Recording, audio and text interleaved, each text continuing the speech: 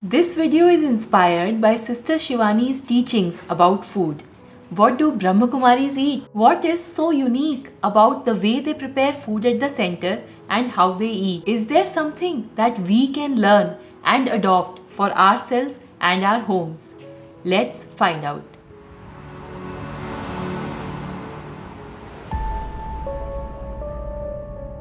Namaste. I am Gargi and you are watching The Aligned Souls.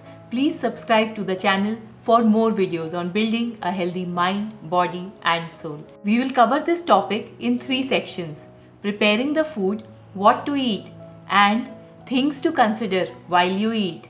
So stay tuned. Preparing the food. Sister Shivani says that food is not just food.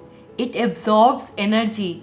It absorbs vibrations. So, if you are the one who prepares food for your family, then it is very important to consider how you are feeling and what you are thinking while you prepare the food. And you want these thoughts to be positive because then the food absorbs these vibrations, and when your family members consume that food, it is these positive vibrations that they get. This gives a lot of power in the hands of the person preparing the food. So, never prepare food when you are angry or worried. There are a few tricks to help you with this. Number 1. Before you enter the kitchen to prepare food, take a shower to cleanse the energies that you may have picked up during the day. Water refreshes both the body and the spirit. Number 2.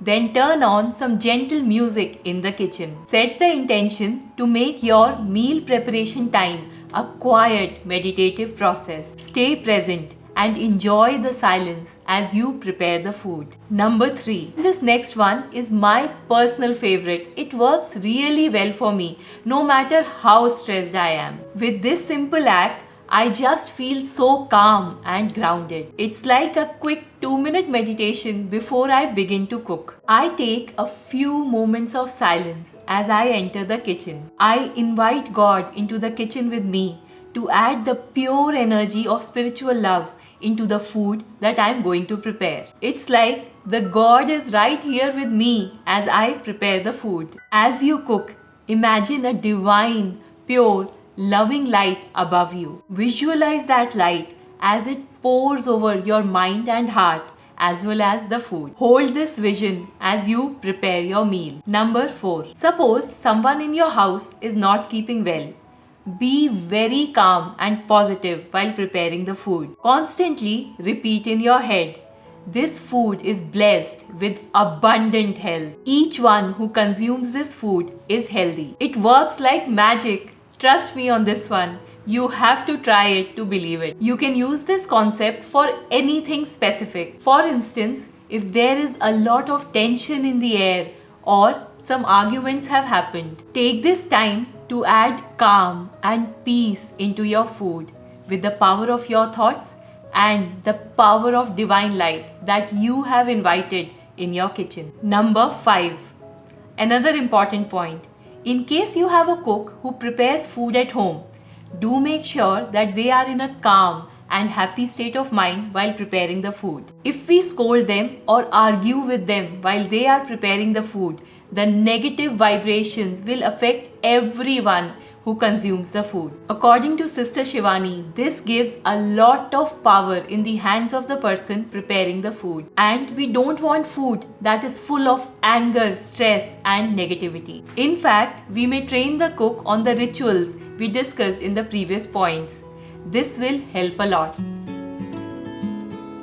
Sister Shivani mentioned that she only consumes sattvic food that comes directly from nature. Their belief is that the fruits, vegetables, nuts, grains in their natural form have all the essential nutrients that are needed for a healthy body. They help us connect to Mother Earth. Sister Shivani said that when we consume meat, we directly get the vibrations from that animal, who most likely was kept in captivity under harsh conditions before being killed. She urges us to think, what kind of vibrations are we getting if we consume that food? While you eat.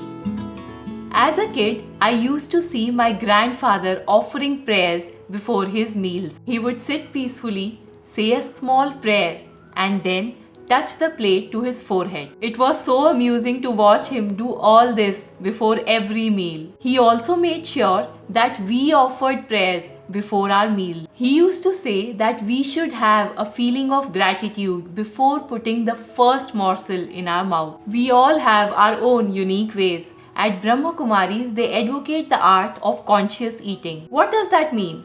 Here are a few ways that we can learn and incorporate in our daily lives. Number 1. Always pray and offer gratitude before your meals. It will make you very calm and peaceful. It sets you just right as you start to have food. Number 2.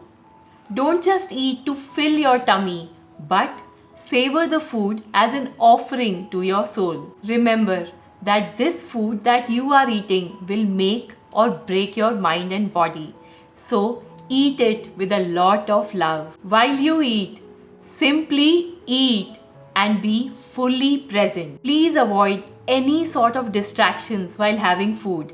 Don't watch TV, don't scroll through your social feed or have a heated argument while having food. When we are not distracted and are fully present while having our meals, we naturally relish the flavors, eat slowly and chew our food well. Number 4.